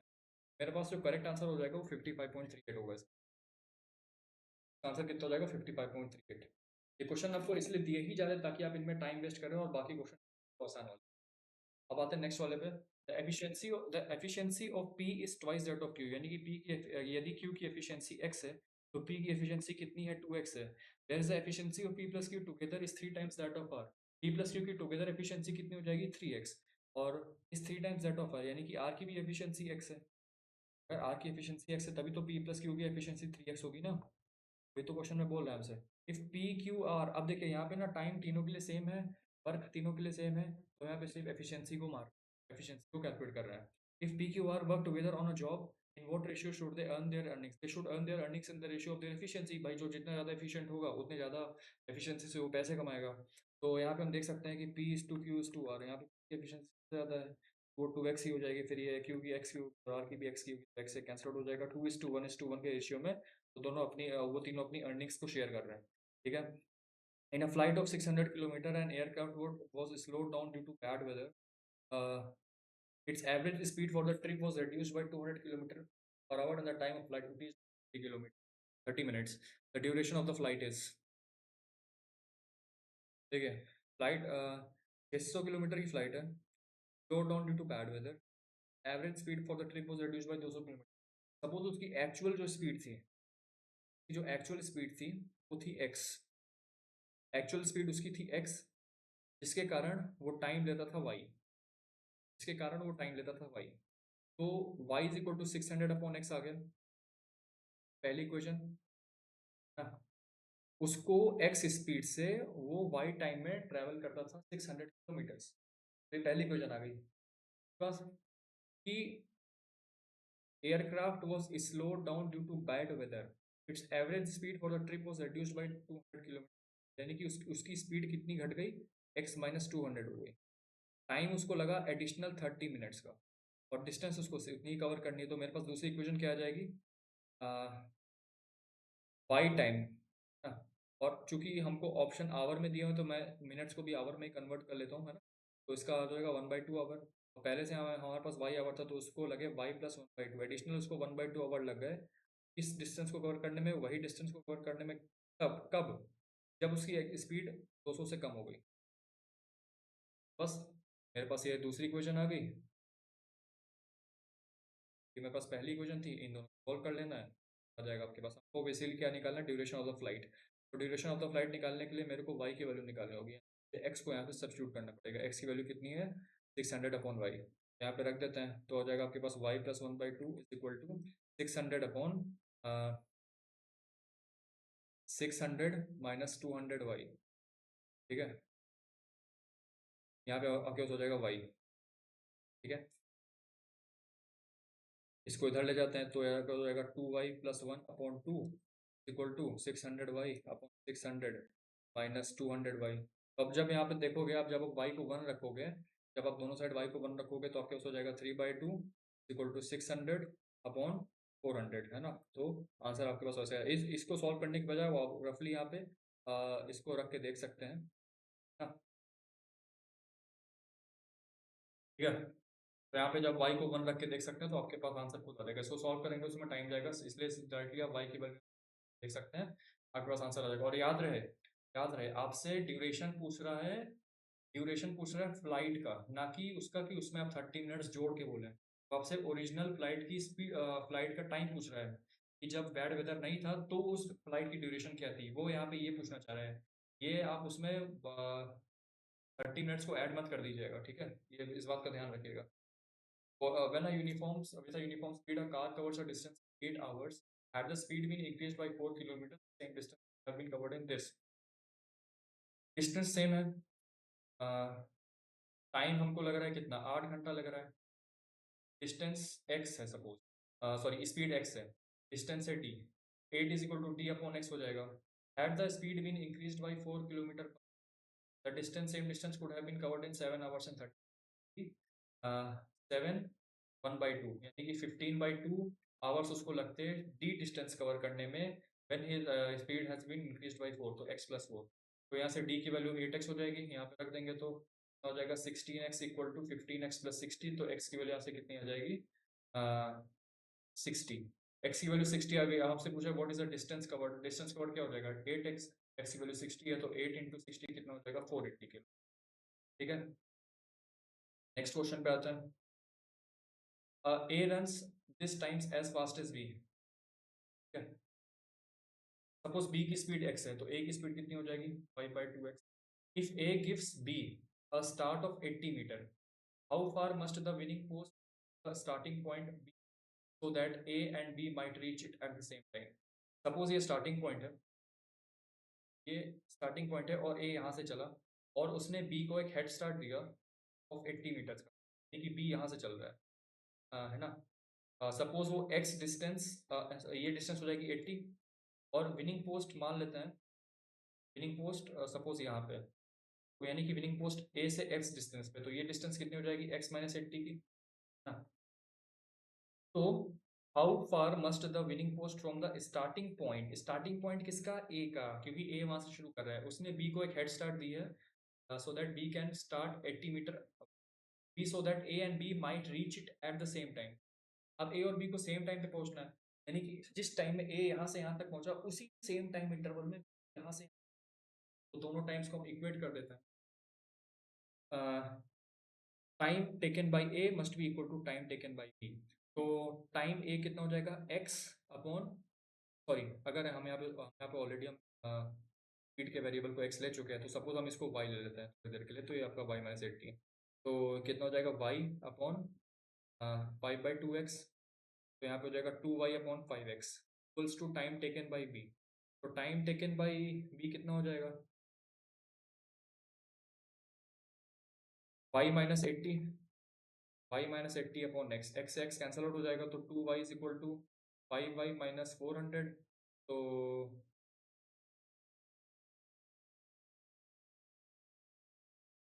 एक मिनट यहाँ पे 5/3 होगा ना, 5/3 होगा, तो यहाँ पे 3 हो जाएगा, तो 3y, यहाँ से 3y = 5y - 400, तो यहाँ से 2y = 400 हो जाएगा, तो y की वैल्यू 200। वही मैं सोचा था कि ये आ क्यों नहीं रहा, आंसर कितना हो जाएगा 200 का। ठीक है, a thief is noticed bye a policeman from a distance of 200।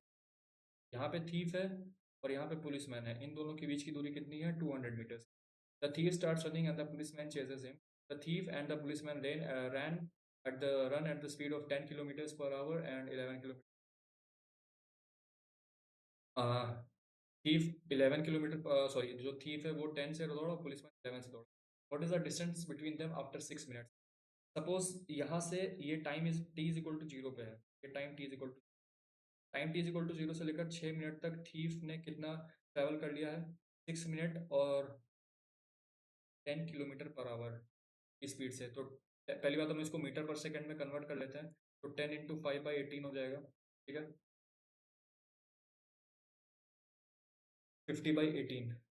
तो डिस्टेंस कितना कवर हो गया थीफ के द्वारा, इस स्पीड से चल रहा है, यानी कि 50/18 की स्पीड से चल रहा है, multiplied by time taken, time taken उसको कितना मिनट्स लगा 6 मिनट्स। ठीक है,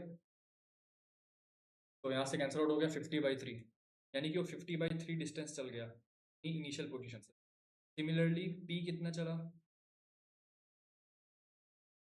पी कितना चला जो पुलिसमैन होंगे 11 किलोमीटर्स पर आवर, यानी कि 11 × 5/18 यानी कि 5/18, तो 55/18 मल्टीप्लाइड बाई 6, ये कितना हो जाएगा 3, 55/3, 55/3 मीटर इन्होंने कवर किया, और ये 200, ये 200 पहले से था।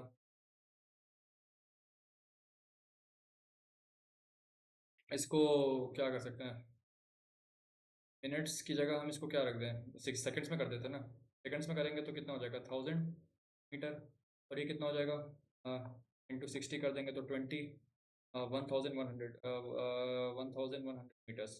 तो जब हम इन दोनों को सब्ट्रैक्ट करेंगे, है ना, ये इतना चल लिया और ये इतना चल लिया, तो कितना हो जाएगा टोटल, इन दोनों को सब्ट्रैक्ट करेंगे तो दोनों के बीच की दूरी कितनी रह जाएगी 100 मीटर्स की दूरी रह जाएगी। ठीक है, नेक्स्ट वाले सवाल पे आते हैं। When a ball bounces it rises to 2 by 3 of the height from which it fell.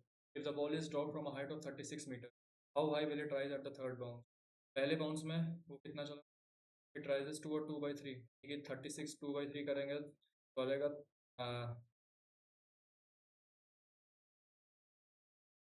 24. पहली बाउंस में 24 चला तो 24, दूसरी बाउंस में कितना चलेगा? 16. तीसरी बाउंस में कितना जाएगा? 32/3. 32/3 कितना हो जाएगा? 10/2/3. ठीक है, तो 10/2/3 जो हमारा आंसर हो जाएगा। नेक्स्ट क्वेश्चन पे आते हैं। A light was seen regularly at an interval of 13 seconds. It was seen for the first time at 1 hour 54 minutes, 1 hour 54 minutes and 50 seconds, and the last time at 3 hours 17 minutes and 49 seconds. So इन दोनों के बीच का time interval calculate कर लेते हैं in seconds. In seconds तो जब 2:54:50 होगा तो टोटल कितना का टोटल कितना 1 घंटा हो जाएगा। 1 घंटे में टोटल 3600 सेकेंड्स होते हैं। अब और देखते हैं और कितना आगे जाएगा।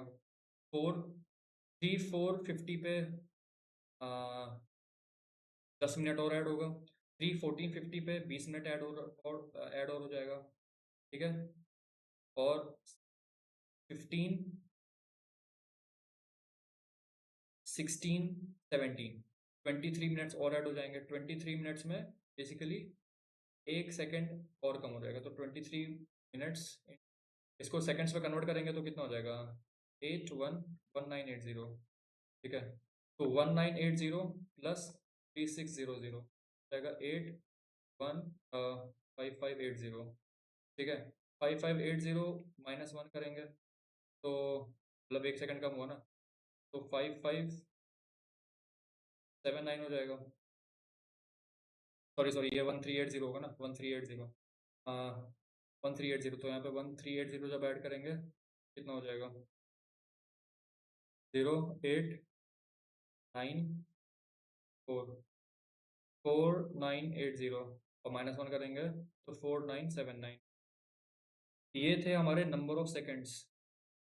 ठीक है, तो जब हम इसको डिवाइड करेंगे किससे? 13 से, तो हमारे पास नंबर ऑफ वो आ जाएगा।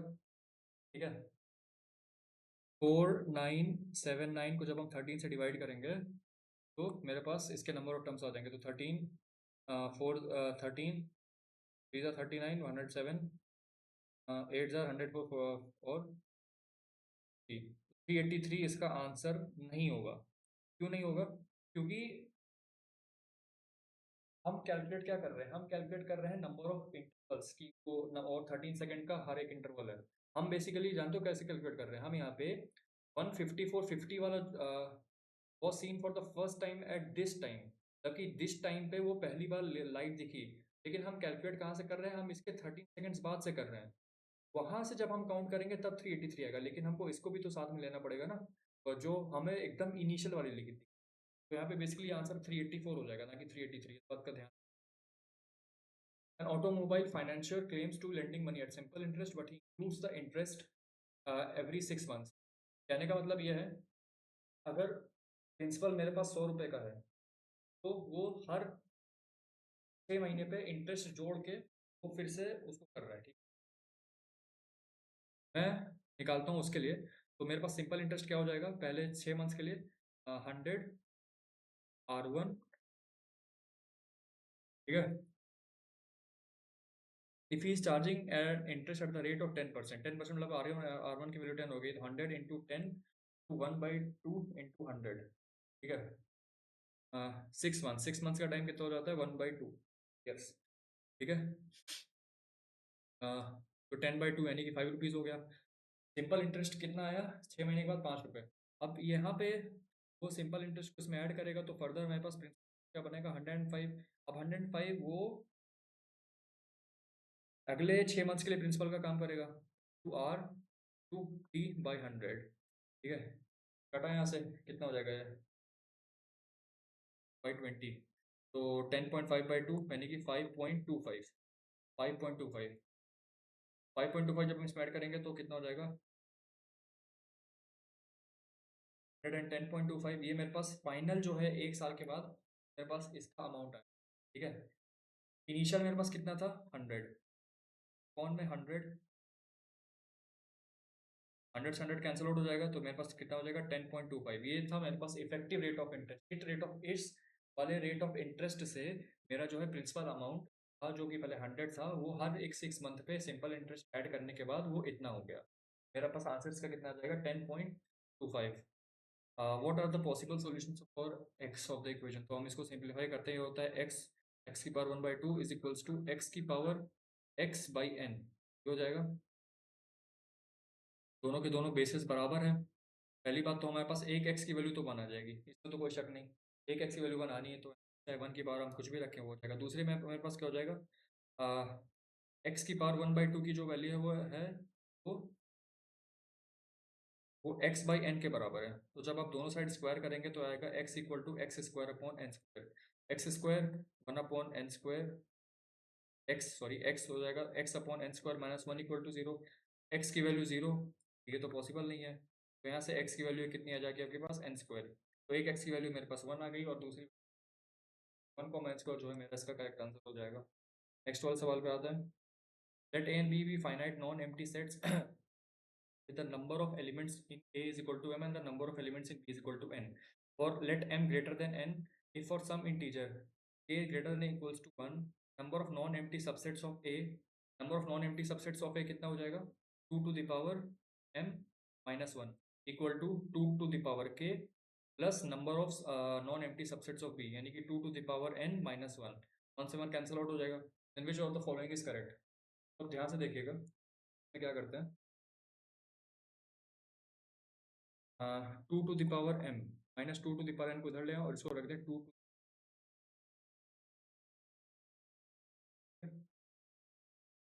अब ये 2 to the power k को मैं लिख सकता हूँ 2 to the power k into 1। अब यहाँ से मैं 2 to the power n common ले लूँ, तो यहाँ पे हो जाएगा 2 to the power m minus n minus 1 is equal to 2 to the power k into 1। जब मैं इसको इससे कंपेयर करूंगा, हाँ, अब मैं इस 1 को क्या लिख सकता हूँ 2 to the power k into 2 to the power 1 minus 1, और ये 2 to the power n into 2 to the power m minus n minus 1। यानी कि अब इसको ध्यान से देखिए, बन गया इस फॉर्म में 2 to the power n 2 to the power k। यहाँ से कंपेयर करेंगे तो n की वैल्यू आ जाएगी k, और जब इसको इससे कंपेयर करेंगे तो आएगा आपके पास 2 to m minus n equal to 2 to the power 1। तो m माइनस n की वैल्यू यहाँ से 1 आ जाएगी, विच इम्प्लाइज दैट m की वैल्यू यहाँ से आपके पास कितनी आ जाएगी n प्लस 1। ठीक है, बस आपको ये देखना है कि आपको किसी तरह तोड़ मरोड़ के इसको इस वाले एक्सप्रेशन को इस वाले के टर्म्स में लाना है, यानी कि इसके फॉर्म में लाना है। If n is a natural number and n is equal to this in power x1, where p1 p2 p3 are distinct prime factors यानी कि prime numbers, the number of prime factors of n। Prime factors of n, इसके distinct prime factors कितने हो जाते हैं, ये तो formula ही है direct x1 plus 1 into x2 plus 1 into x3 plus 1। हमारा करेक्ट आंसर क्या हो जाएगा इसका C. Consider the following statements for the sequence of this. Each number can be express in the form 4m+3। कहने का मतलब है कि अगर हम इसको 4 से डिवाइड करेंगे तो 3 रिमाइंडर छोड़ेगा। लास्ट के पहले हम 11 की बात करें तो जब हम इसको 4 से डिवाइड करेंगे तो 3 रिमाइंडर आएगा, बिल्कुल सही। अब लास्ट के 2 डिजिट देखें तो इसको डिवाइड करेंगे उसका रिमाइंडर 3 आएगा, लास्ट के 2 डिजिट तो 3 यानी कि लास्ट के 2 डिजिट हमेशा 11 आएंगे, और जब हम उसको 4 से डिवाइड करेंगे तो हमेशा 3 ही रिमाइंडर आएगा। तो पहला स्टेटमेंट हमारा बिल्कुल सही है कि अगर इन सभी नंबर्स को कोई भी नंबर इसमें से उठा ले, अगर हम उसको 4 से डिवाइड करें तो हमेशा नंबर तो यानी कि जो रिमाइंडर वो लीव करेगा वो हमेशा 3 करेगा। अब सम नंबर्स आर स्क्वायर्स। तो देखिए, ये एक फैक्ट याद रखिएगा, जो भी नंबर यदि 4m के फॉर्म का है या फिर 4m+1,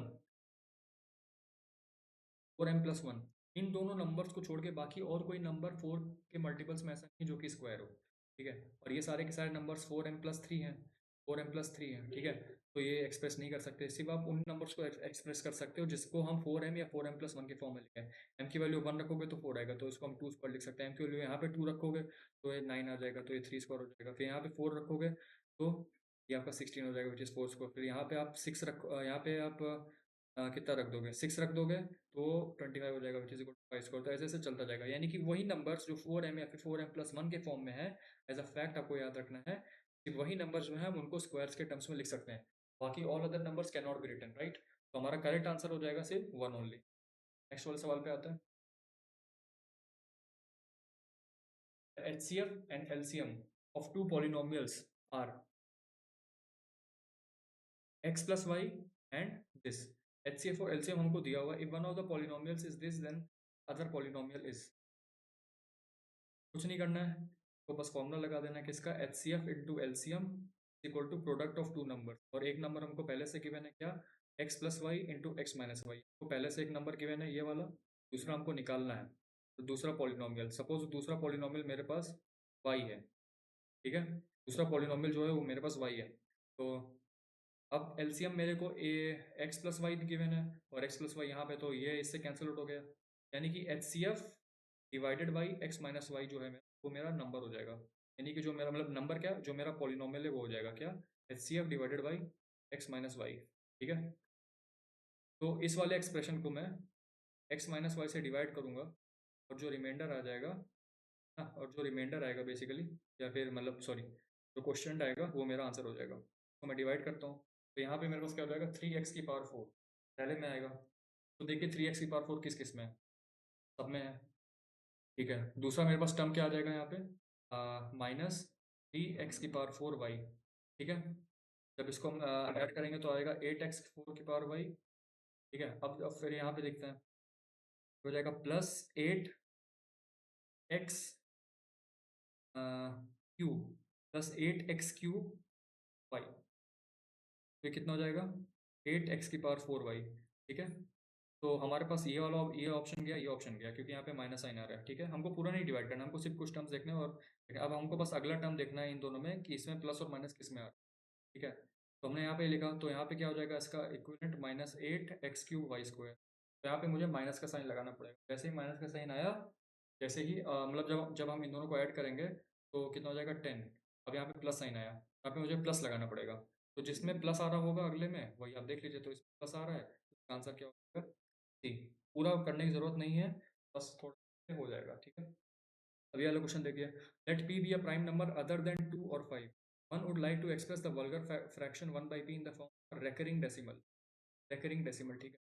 अंदर डेसिमल, ठीक है।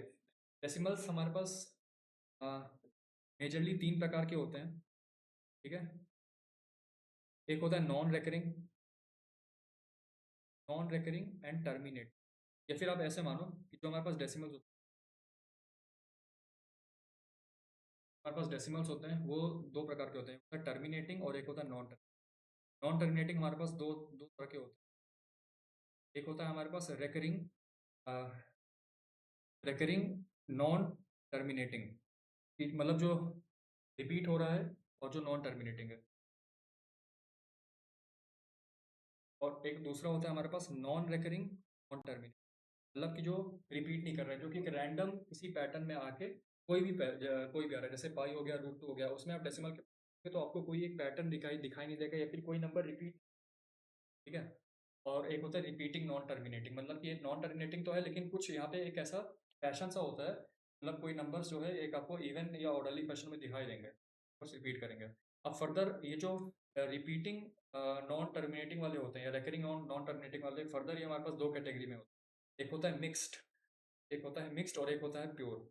अब मिक्स्ड में क्या होता है, सपोज मैं यहाँ पे एग्जाम्पल 3.14262626, ध्यान से अगर आप देखोगे तो यहाँ पे रिपीट तो कर रहे हैं, लेकिन जो डेसिमल के बाद के जो 2 वाले हैं वो रिपीट नहीं, तो इसमें दोनों हैं, मतलब जो रिपीट कर भी रहे हैं, और जो मतलब जो रिपीट कर भी रहे हैं, और जो रिपीट नहीं भी कर रहे हैं, तो यहाँ पे दोनों मिक्स्ड वाले हैं। तो वाले में सबके सब रिपीट मारेंगे, तो 4.121212, ऐसे आप ले लें 3.02130213 एंड सो ऑन, तो ये सब रिपीट करते हैं, तो उनको हम कहते हैं प्योर। तो ये है पूरा हमारा डेसिमल का देखा जोगा। अब देखते हैं हमारे पास क्या कह रहा है, कि हमारे पास एक प्राइम नंबर है p which is other than 2 और 5, it one would like to express the vulgar fraction 1/p in the form of a recurring decimal, recurring यानी कि यहाँ पे। अब हमको ये दिखाना है कि क्या 1/p जो है मेरा प्योर होगा कि मिक्सड होगा, पहले ये देखना है। पहले हम ये देख लेते हैं। अब सपोज 1/2 होता तो वो 0.5 आता, वो टर्मिनेट कर जाता, 1/5 आता वो 0.2 होता, टर्मिनेट कर जाता। सपोज 1/7 आ रहा है, 1/7 आ रहा है, 1/7 का क्या हो जाएगा, 0.1420, ऐसे इसके आगे ऐसे कुछ जाएगा। हाँ, तो अगर आप ध्यान से देखें, डिनोमिनेटर में हमारे पास प्राइम नंबर्स आएंगे, प्राइम नंबर्स आएंगे, और उन प्राइम नंबर्स में मेरे पास 2 या 5 का फैक्टर नहीं रहेगा, कि प्राइम नंबर वो नंबर ऐसा होता है, मतलब 1 मल्टीप्लाइड बाय दैट नंबर, उस तरीके से होता है। तो आप 2 और 5 के बाद जितने भी प्राइम नंबर्स है, यदि आप उनको लेंगे तो डिनोमिनेटर में वो 2 और 5 के फैक्टर में नहीं ब्रेक होंगे, या तो वो 1 इंटू दैट नंबर के, राइट, ऐसा होता है।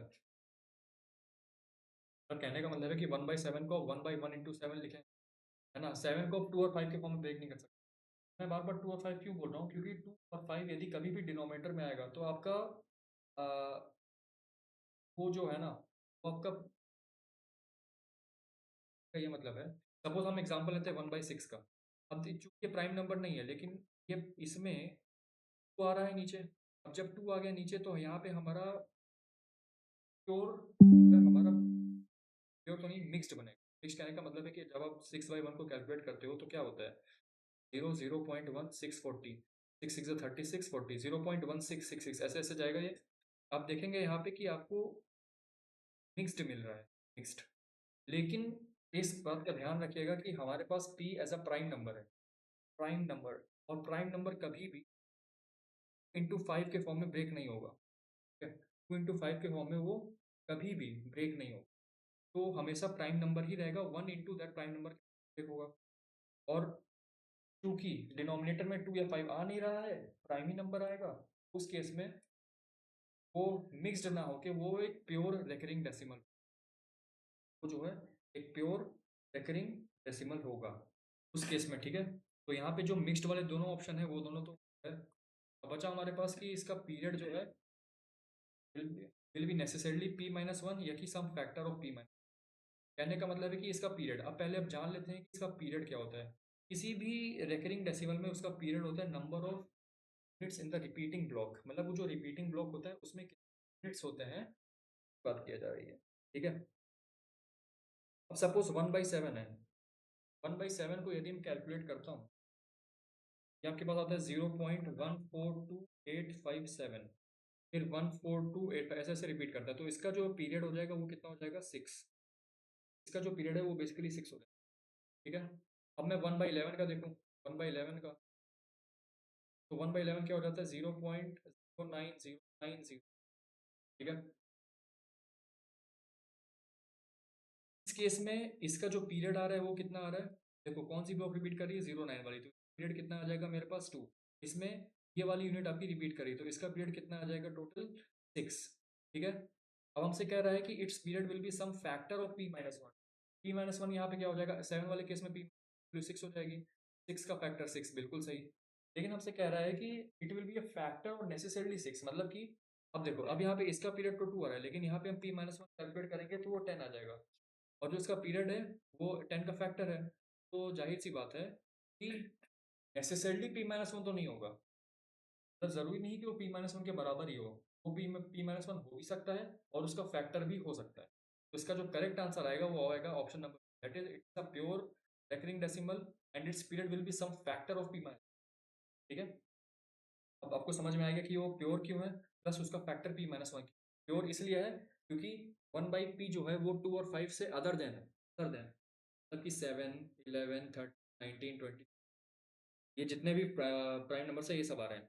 जब आप उसको डिनोमिनेटर में तोड़ोगे तो आप ऐसे ही ना तोड़ोगे, 1 इंटू 7, 1 इंटू 11, ऐसे ऐसे कर करके आप जाएंगे, तो वही है, ठीक है।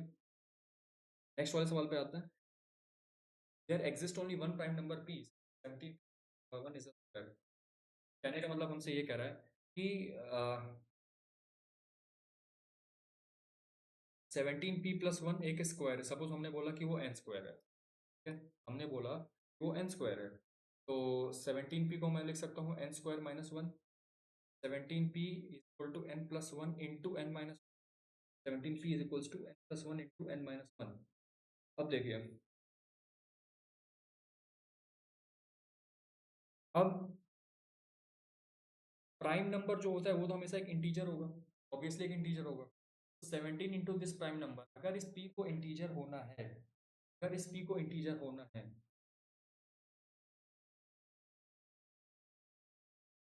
तो n+1 या n-1 में से किसी एक को 17 का फैक्टर होना पड़ेगा, हाँ। n+1 है, n-1 में किसी को 17 का फैक्टर होना पड़ेगा। सपोज मैंने माना, suppose let n-1 equal to 17 के, तो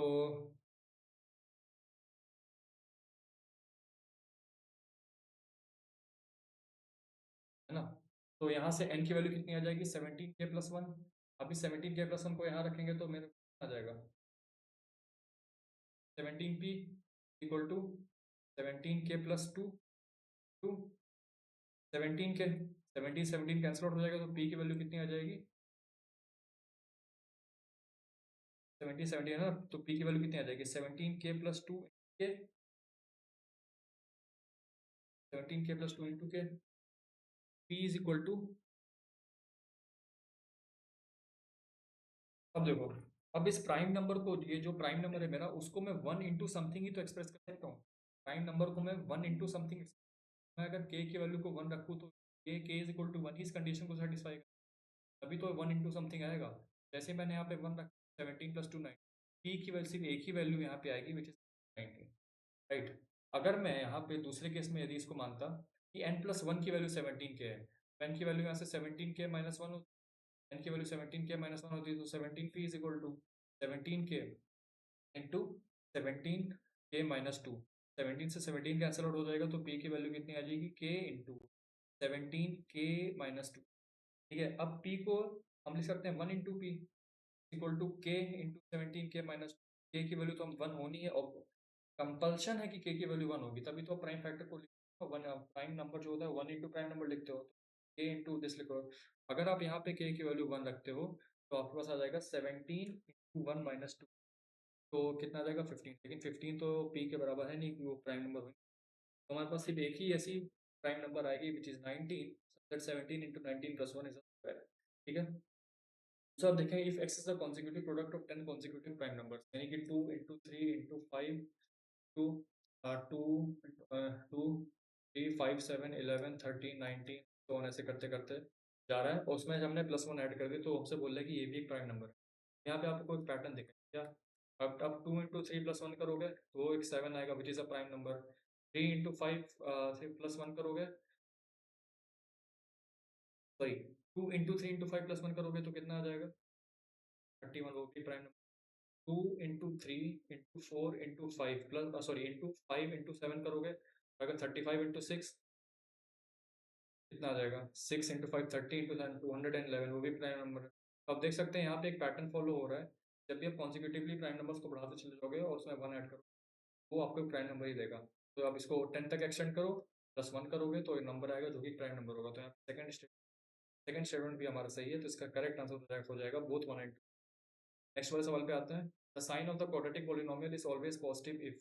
अब ऑलवेज पॉजिटिव के लिए कहने का मतलब है कि ये होना चाहिए। अभी इस वाले केस में तो हमारे पास सिर्फ एक कंडीशन बनती है कि ए की वैल्यू ग्रेटर देन 0 हो, डिस्क्रिमिनेंट है वो बेसिकली लेस देन 0। ठीक है, लेस देन इक्वल टू भी कर सकते हो, लेस देन इक्वल टू 0 में बस ये ऐसे जाके ऐसे टच हो जाएगा, वाई 0 यहाँ पे, और ये positive x, positive y axis है। सारे केस हम देख सकते हैं कि वाई हमेशा पॉजिटिव रहेगा, या तो 0 होगा तो पॉजिटिव होगा, तो हमारे पास आंसर इसका क्या बनता है कि if a is positive and b² - 4ac is less than equal to 0। ठीक है, नेक्स्ट वाले सवाल पे आते हैं, a g h are the arithmetic geometric harmonics in a and b respectively, then which of the following relations is correct? a + b/2 होता है, g होता है √a, और h होता है 2ab/a। ठीक है, अब देखते हैं g, हमसे पहला स्टेटमेंट बोल रहा है कि g is the geometric mean between a and h। अब geometric mean between a and h है कि g बोलना चाह रहे हैं, g is equal to √ah, तो उसको सॉल्व करके देखते हैं पहले। तो √a + b/2 into 2ab/a+b cancel out, 2 से 2 कैंसिल आउट, इसकी वैल्यू आ गई √ab, यानी कि इसकी वैल्यू आ गई √a। तो बिल्कुल यहाँ पे करेक्ट दे रहा है कि जो बेसिकली के बराबर ही आ गया, तो ये बिल्कुल करेक्ट है कि that g is the geometric in a and h. ठीक है, if geometric mean of 3 positive numbers a b c is 3, कहने का मतलब है कि a + b + c upon 3 is equal, sorry geometric mean बोला है ना, तो √ab, ए सॉरी √abc नहीं, a b c की पावर 1/3 तो यहाँ से ए बी सी की वैल्यू कितनी आ जाएगी 27 and the geometric mean of the three positive number F is 4 कि डी एफ की वैल्यू कितनी आ जाएगी 4 cube which is also at least 3 elements in the set A, B, C, D, E, F are distinct. Which of the following inequalities gives the best information arithmetic? अगर आप ध्यान से देखेंगे at least इसके 3 elements set में distinct हैं, they are distinct, यानी कि 3 एलिमेंट सेम भी हो सकते हैं। जो मोस्ट लीस्ट प्रोबेबल केस है उसमें या तो A is equal to B equal to C हो जाए या तो D equal to E equal to F हो जाए। इन दोनों में से कोई एक केस हो इसमें दिया है कि at least 3 elements in the set are distinct. यदि 3 एलिमेंट्स डिस्टिंक्ट है तो at least 3 elements can be same भी हो सकता है, मतलब at least 3 elements can be minimum same. Geometric mean इसका 3 दे रखा है तो इसका अरिथमेटिक मीन कितना हो जाएगा a plus b plus c. अगर हम AMGM इनइक्वालिटी लगाए यहाँ पे a plus b plus c must be greater than equal to their geometric mean which is 3, तो यहाँ से a plus b plus c की value greater than equal to 9 आ गई, राइट। दूसरी DEF d plus e plus f upon 3 greater than equal to 4, d plus e plus f की value greater than equal to 12 हो जाएगी, ठीक है। जब हमको अरिथमेटिक मीन इन सब का निकालना है तो इसको ऐड कर देते हैं, a plus b plus c plus d plus e plus f upon 6 is greater than equal to 21, तो ये हो जाएगा 2, ठीक है, और ये हो जाएगा 7, तो 7/2 कितना हो जाता है मेरा 3.5। अब हमको बस ये देखना है, हमको ये देखना है, अब ये इक्वेशन 1 हो गई और इक्वेशन 2 हो गई, तो जब हमने इन दोनों को ऐड किया एंड बाई 6 किया तो मेरे पास आया कि a plus b plus c plus d plus e plus f upon 6, यानी कि जो अरिथमेटिक मीन है वो ग्रेटर देन इक्वल टू 3.5 आ रहा है। लेकिन जरा रुकिए, यहाँ पे इक्वल टू साइन भी है, यहाँ पे जो है मेरा वो इक्वल टू साइन ही लगा हुआ है। इक्वल टू साइन किस केस में आता है, जब सारे के सारे एलिमेंट्स हमारे बराबर है ना, जब सारे के सारे एलिमेंट्स मेरे पास बराबर हो जाए, यानी कि a की वैल्यू c की वैल्यू d की वैल्यू e की वैल्यू के बराबर f के बराबर हो जाए, लेकिन ऐसा पॉसिबल ही नहीं है because at least 3 elements in the set are distinct. तो हमारा जो वो am है, जो हमारा am है वो सिर्फ ग्रेटर देन 3 पॉइंट, आंसर क्या हो जाएगा m ग्रेटर देन 3.5, ठीक है। नेक्स्ट वाले सवाल पे आते हैं। There are 5 parties A B C D E. Out of total this votes cast. This was cast to party A, party B, party C. The rest to the party. What angle will be allocated for party E in the pie chart? Simple है। 24,000 plus 18 कितना हो जाएगा 42 plus 49, हाँ ठीक है। 49,000 vote चले गए, बाकी मेरे पास बचे कितने, एक मिनट, 36 36 प्लस 24 कितना हो जाएगा 46 56 60 60 78 78 7 85, बचे हुए 15,000 वोट, 15,000 वोट पार्टी ई को गए, कितने में से टोटल, तो 1 लाख में से 60 कर दो तो आंसर आ जाएगा 0 0 0, कैंसिल कर दो। 36 इंटू 15,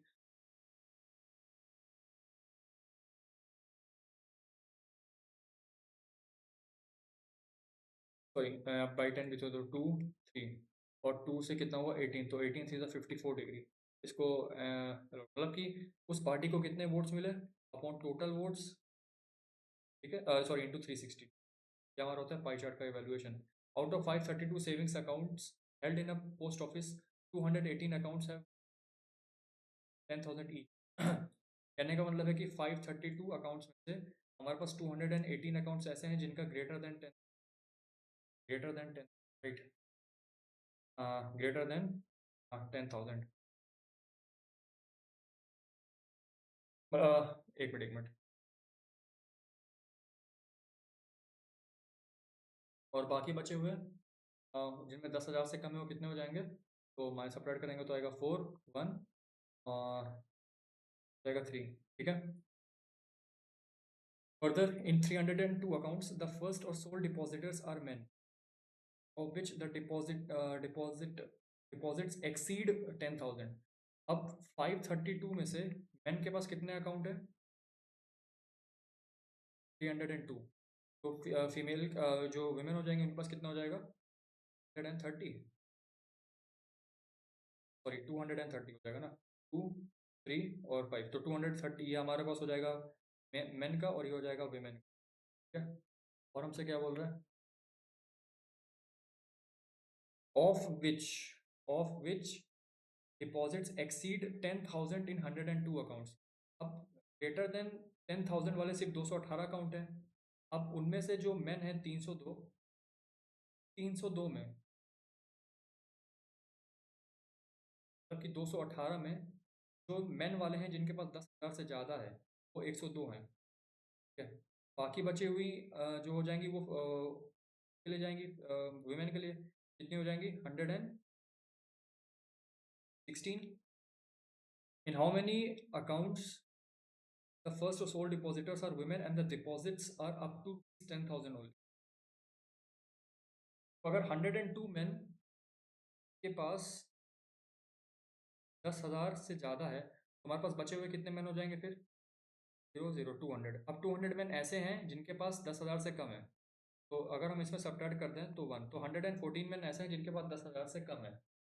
तो वीमेन कितनी बच जाएंगी फिर, मतलब सॉरी 200 मैन ऐसे हैं जिनके पास 10,000 से कम है। तो अगर हम 200 सब्ट्रैक्ट कर दें टोटल 3 वीमेन ऐसी हैं जिनके पास 10,000 से कम है, तो हमारे पास हो जाएगा 114। नेक्स्ट क्वेश्चन पे आते हैं। x plus y plus z equal to 0 and this is, यदि x plus y plus z की वैल्यू 0 होती है तो x cube plus y cube plus z cube की वैल्यू होती है 3xyz, और प्लस 3xyz अलग से दिया हुआ है तो इसका आंसर कितना हो जाएगा 6xy। नेक्स्ट क्वेश्चन पे आते हैं। Three metallic spheres of radius this centimetre are melted to form, volume सबका सेम रहेगा, then the diameter of the new sphere will be 4/3 pi r cube. इसका हो जाएगा 216, इसका हो जाएगा 512, इसका हो जाएगा 10,000। और इसको बराबर करना है हमको 4/3 पाई, बड़ा जो स्फीयर बनेगा उसका रेडियस हम मान लेते हैं, यहाँ से कैंसिल आउट हो जाएगा। आर क्यूब की वैल्यू कितनी आ जाएगी मेरे पास 8,271,1728, और ये किसका होता है 12 का, राइट। मतलब कि 144 मल्टीप्लाइड बाई 12 कितना हो जाएगा 882,441, तो 821,728। तो यहाँ से आर की वैल्यू आ गई 12, यानी कि जो नया स्फीयर हमारे पास बना है उसका रेडियस कितना है 12, तो उसका डायमीटर कितना हो जाएगा 24 centimetre. If each interior angle of a regular polygon is 5 degree, यानी कि n-2 to 180 on n की वैल्यू मुझे 135 गिवन है। यहाँ से n अगर निकालेंगे तो नंबर ऑफ साइड्स आ जाएंगी और वहाँ से फिर नंबर डायगोनल्स निकाल, n-2 अपॉन n कितना हो जाएगा 5 5 10 27, और ये कितना हो जाएगा 36, तो अगर 27/36 हो जाएगा, ठीक है। तो जब इसको सॉल्व करिएगा हो जाएगा, तो 36n minus 72 is equal to 27n, 9n equal to 72, n की वैल्यू ऐसे हो जाएगी कितनी, सॉरी 27 36, 9n ही तो हुआ, तो n की वैल्यू ऐसे हो जाएगी 8।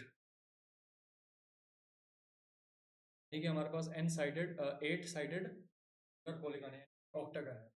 ऑक्टागन में नंबर ऑफ डायगोनल्स पूछ रहा है, डायगोनल्स का तो 8 into 5 अपॉन। नेक्स्ट वाले सवाल पे आते हैं। The sides of a triangular field are this the number of rose beds that can be prepared on a field if each rose bed on an average needs 900 square centimeter space। तो areas का निकाल देते हैं और इसको इससे divide कर देते हैं। अब चूंकि एक स्केलिन ट्राइंगल है तो हमें अपना से सेमी पेरीमीटर पहले निकाल देते हैं, कितना हो जाएगा 41 + 40 81 + 9 90/2 45, तो सेमी पेरीमीटर मेरे पास कितना हो गया 45। अब अंडर रूट एस हो गया 45, root s into 45 minus 41 is equal to 4, 40 हो जाएगा 5 इंटू 45 माइनस 9 हो जाएगा 36, ठीक है। तो इसको सॉल्व करेंगे तो कितना आ जाएगा, ये हो जाएगा 9 2, ये भी हो जाएगा, यहाँ पे एक 9 दो 9 यहाँ पे आ गया, एक 4 और एक 4 यहाँ पे आ गया, और एक 5 इसका और एक ये और, तब बाहर निकालेंगे तो आएगा 9, ये हमारे पास आ जाएगा इसका total area divide by 900 square centimetre है, तो 900 इंटू 10 की पावर -4 ऊपर जाएगा, ये हो जाएगा, यहाँ से कैंसिल आउट हो गया, 9 से कैंसिल आउट हो गया, तो इसको करेंगे तो 2000 हमारे पास जो है इसका आंसर आ जाएगा, ठीक है। ध्यान रखिएगा ये सेंटीमीटर स्क्वायर में और बाकी सब तो यूनिट्स को कन्वर्ट जरूर करें। The ratio of the outer and inner perimeter circular path is this, the path is 5 meter wide, then the diameter of the outer inner circle. ये हमारे पास इनर सर्कल है, ये मेरे पास आउटर सर्कल है। Suppose उसके ratio of the outer and, यानी कि suppose इसका है x1 और इसका है x2। मेरे पास क्या गिवन है कि x2 माइनस x1 वैल्यू 5 है, और 2 पाई x1 प्लस सॉरी मतलब 2 pi x1 upon, sorry 2 pi x2 है ना, x2 आउटर है तो outer is to inner, 2 pi x2 upon 2 pi x1 की 3 अपॉन 20 गिवन है। तो x2 अपॉन x1 की वैल्यू 23 अपॉन 21 हो जाएगी।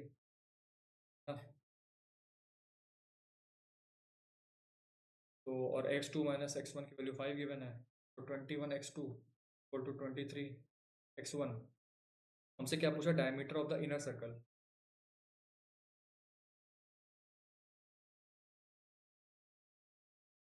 Diameter of the inner circle यानी कि 2x1 की वैल्यू पूछा है, तो यहाँ से मैं x2 को लिख सकता हूँ 5 प्लस x1, x2 को मैं लिख सकता हूँ 5 plus x1, 21 into 5 plus x1 equal to 23x1। तो 5 1 5, 5 2 10 इज इक्वल टू 2x1। तो भैया 2x1 की वैल्यू ये 22 22 हो जाएगा, 22 हो जाएगा, तो ये कितना हो जाएगा 110।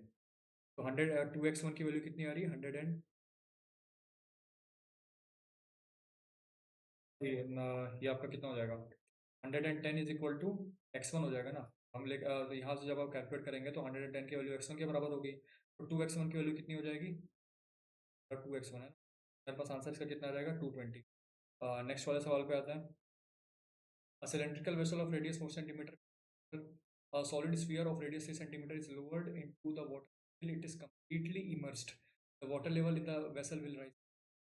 तो भैया जितना volume of the water rise हुआ वो वॉल्यूम, जो वॉल्यूम ऑफ सॉलिड स्फीयर होगा उतने के ही तो volume of the water will rise cylindrical container. ये फॉर्मूला यहाँ पे लगाना होता है। पहली बात हम वॉल्यूम ऑफ द स्फीयर निकाल लेते हैं, कितना हो जाएगा 4/3 पाई आर क्यूब यानी कि 27 इज इक्वल टू, अब वाटर के वॉल्यूम में कितना राइज हुआ, वो भी चूंकि सिलेंड्रिकल वेसल है तो वाटर भी सिलेंड्रिकल शेप में राइज करेगा, पाई आर स्क्वायर, तो यानी कि 16 इंटू एच। जब हम इसको सॉल्व करेंगे यहाँ से तो आ जाएगा कितना, ये आपका हो जाएगा 4 और ये आपका हो जाएगा 27/12 यानी कि 9 is equal to h. H को सॉल्व करेंगे तो कितना आ जाएगा 2 110 2 8 20 2.25, 2.25 सेंटीमीटर से हमारा जो है वाटर लेवल जो है राइज करेगा। तो इसी के साथ हम यहाँ पे CDS का 2000 का फर्स्ट पेपर एंड करते हैं। अभी तक हमारे पास मेजरली जो मेजर पोर्शन था जिसके क्वेश्चन हमने अटेम्प्ट किए वो था नंबर सिस्टम और HCF LCM प्राइम नंबर्स और बस पॉलीगॉन और इन सब के भी क्वेश्चन आए। और थोड़ा सा बस इन सबको देखते रहिए, प्रैक्टिस करते। Thank you.